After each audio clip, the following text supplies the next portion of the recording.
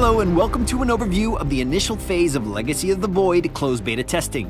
We're psyched to stand on the cusp of the first public look at Legacy since BlizzCon 2014 and wanted to give you a summary of what you can expect given the last few months of development.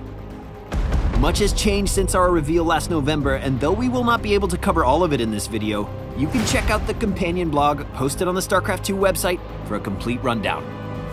Let's take a look at what you'll see as we kick things off. Archon mode will be available for testing out of the gate, and we're anxious to get your thoughts. This mode allows two players to control a single army at the same time, presenting an exciting new cooperative experience of Starcraft II. With the support of a friend, there is the potential to play at a capacity you would be incapable of alone. It's also a great way to ease a friend into StarCraft who may have never played previously. Next, we have been experimenting with the game's economy system by adjusting the number of resources available at base locations. We are interested in providing a resource advantage to players willing to aggressively expand and defend their base count. We have also increased the accuracy of units that are issued attack move commands in order to make them more reliable in combat. We look forward to seeing how this seemingly small change can positively affect both new players and veterans seeking a more consistent response from their army.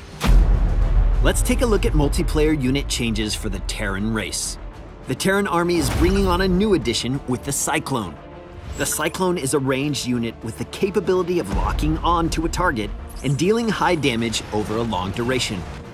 Both the affected unit and the Cyclone can move during lock-on, but if the units move too far apart, the link is broken and the Cyclone will stop dealing damage. The siege tank can now be picked up and dropped while remaining in siege mode. The increased opportunities to harass and micro with this unit is in line with our top legacy goals for Terran. Battle cruisers have been upgraded with the ability to teleport anywhere on the map without vision. We are working hard to design an additional unit for the Terran roster and are interested in collaborating with players testing Void to identify a suitable option that will round out the army. Switching gears, let's take a look at a few elements on the Zerg side. New to the Zerg is the Ravager, a ranged unit capable of dealing high area damage with its corrosive bile ability. This ability has the added perk of being able to destroy Protoss force fields. A unit that practically needs no introduction, the Lurker.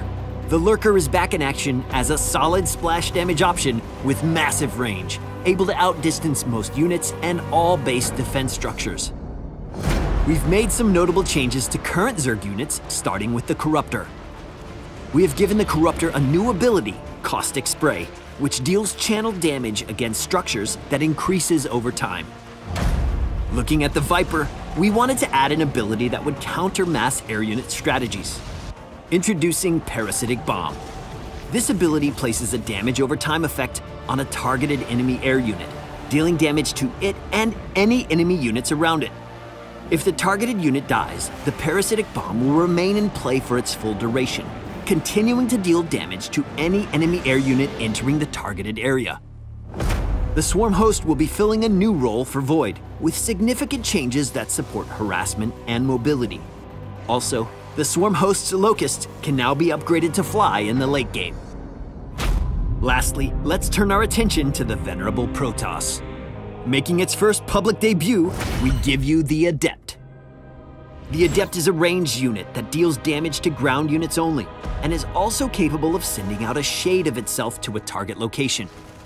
This shade can't deal damage or be damaged, but can be movement controlled. While the shade is deploying, an Adept will function normally in combat.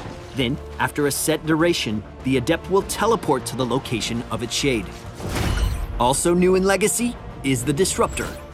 The Disruptor is a micro-intensive splash damage option that warps in at the robotics facility. This unit can go into an invulnerable energy form and after a short duration, deal burst damage to all units around it.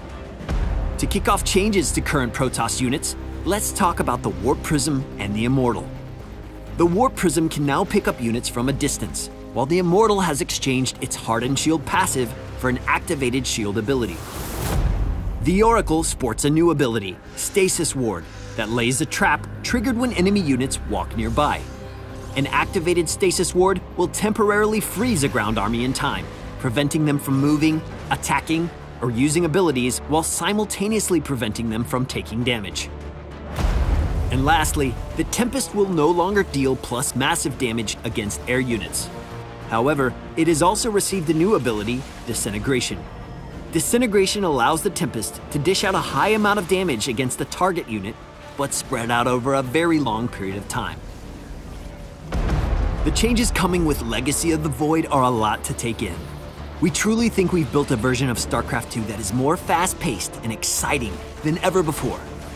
Whether it is in the myriad of new micro options available for units and abilities, or the possibility of pushing aggressive resource strategies on multiple bases, Legacy of the Void will be full of opportunities to showcase yourself as a player.